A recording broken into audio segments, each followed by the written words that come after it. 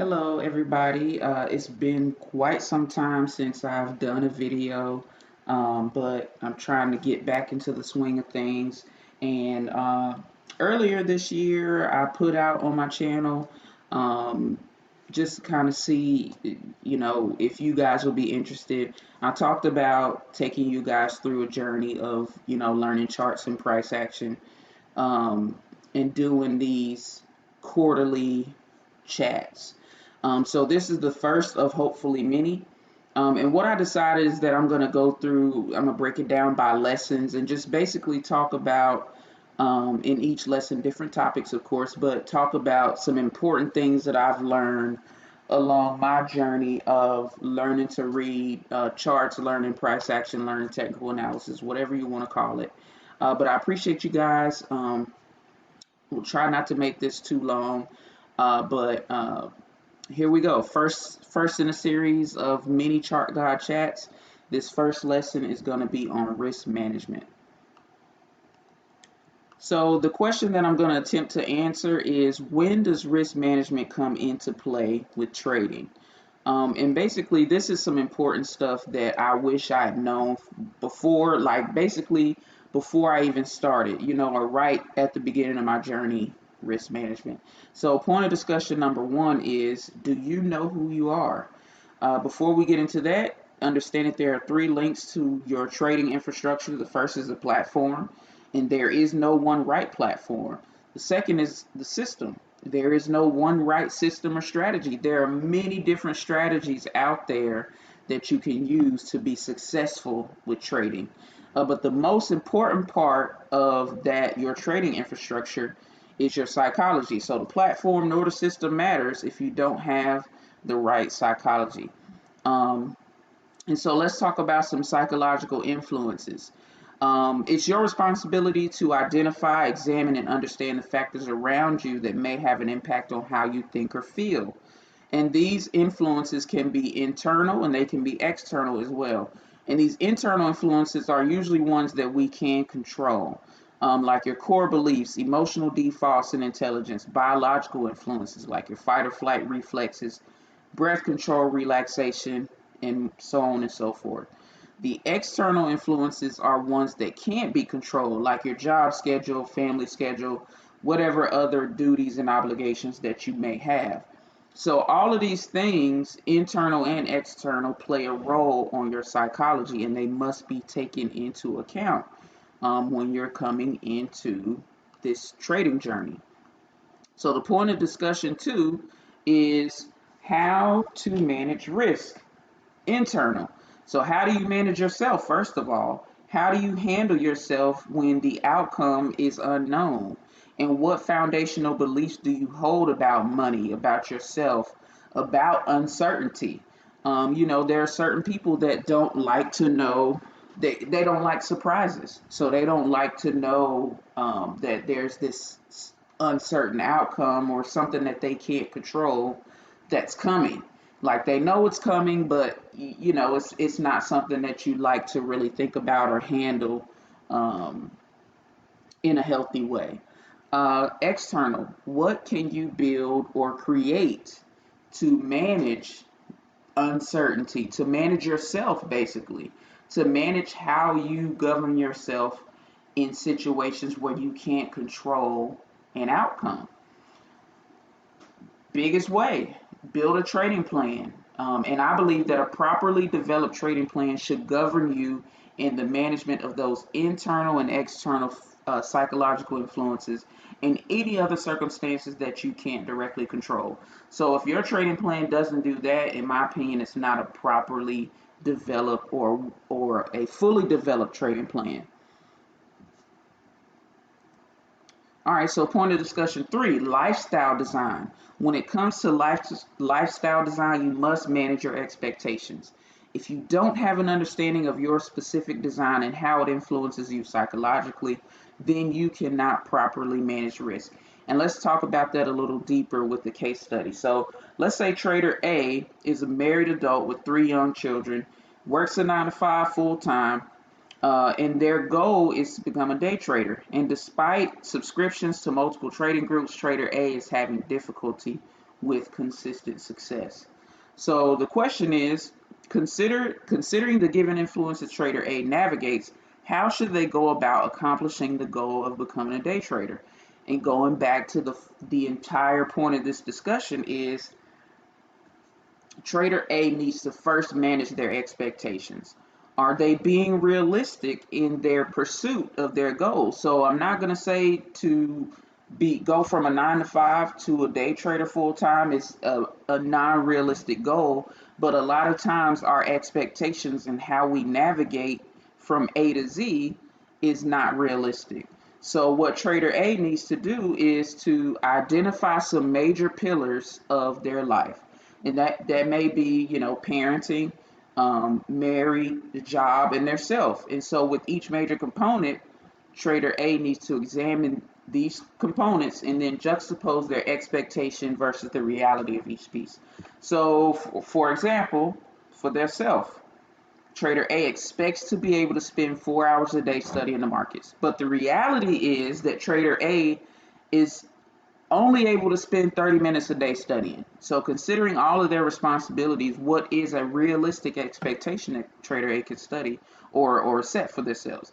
So what you'll find is, and this speaks to me really, because what you'll find is that you'll create a negative feedback loop, because trader A is trying to operate under the expectation of spending 4 hours a day studying the markets.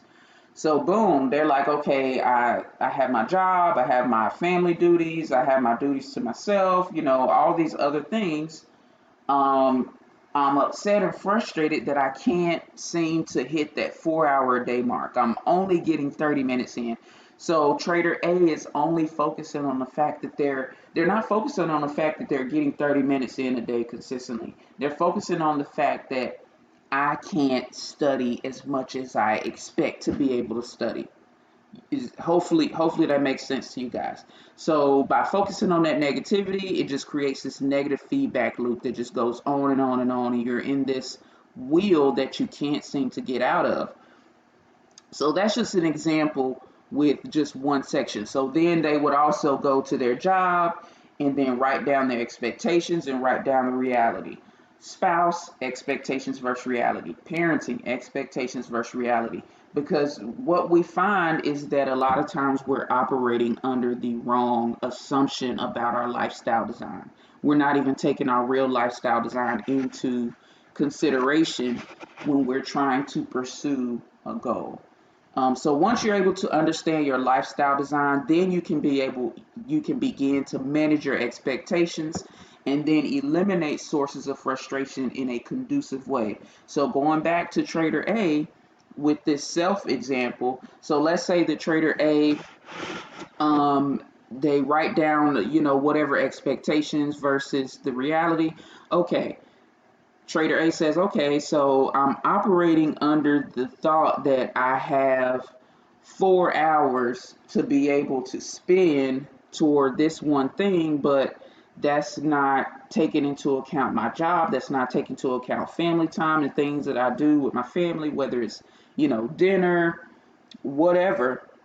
So let me reevaluate that time. That's not a realistic goal. I don't have the bandwidth to spend 4 hours a day just doing this one thing. Maybe I can scale that down to an hour a day, 30 minutes a day, whatever.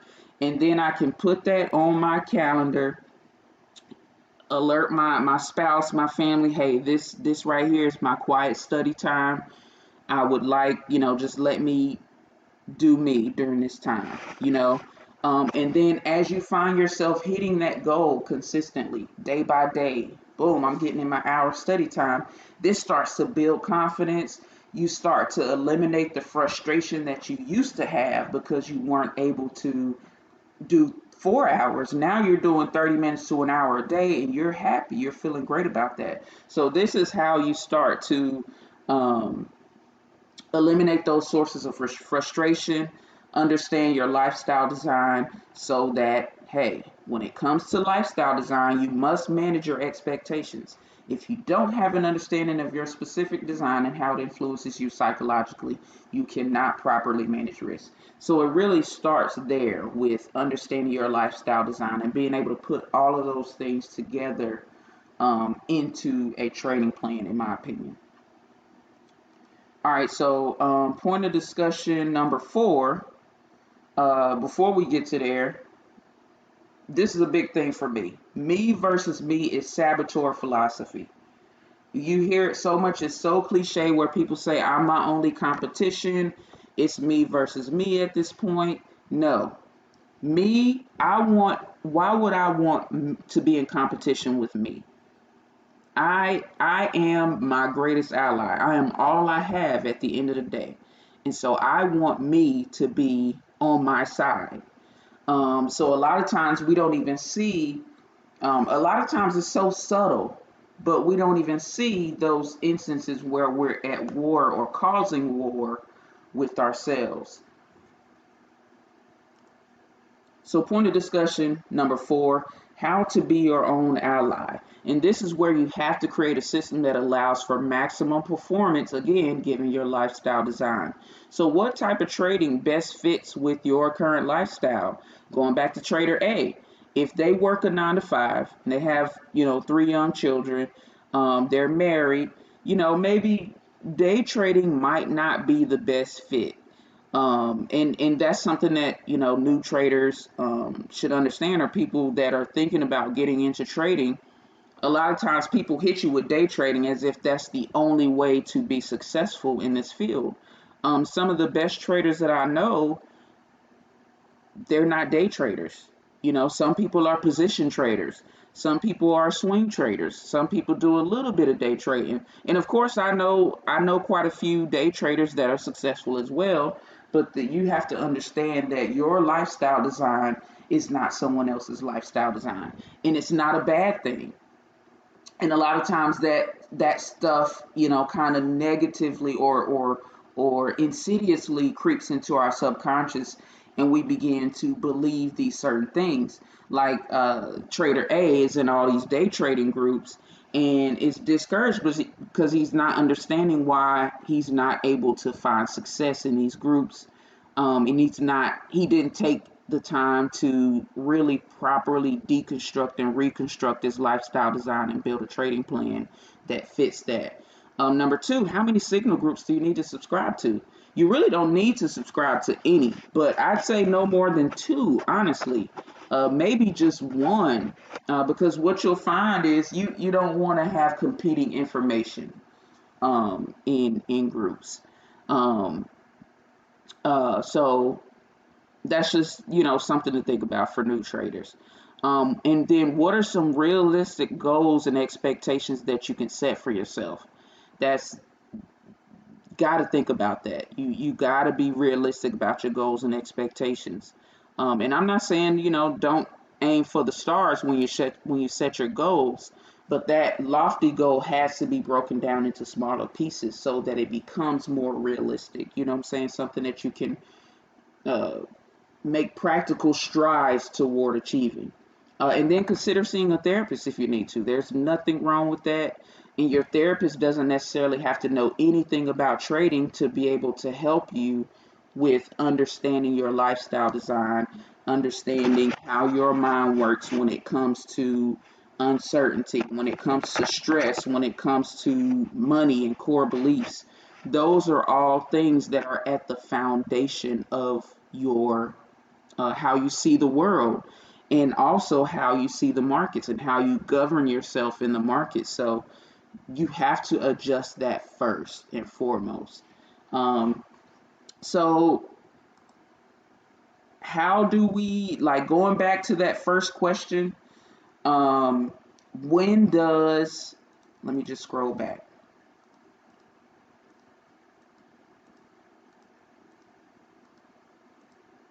When does risk management come into play with trading? Before you even decide to place that first trade.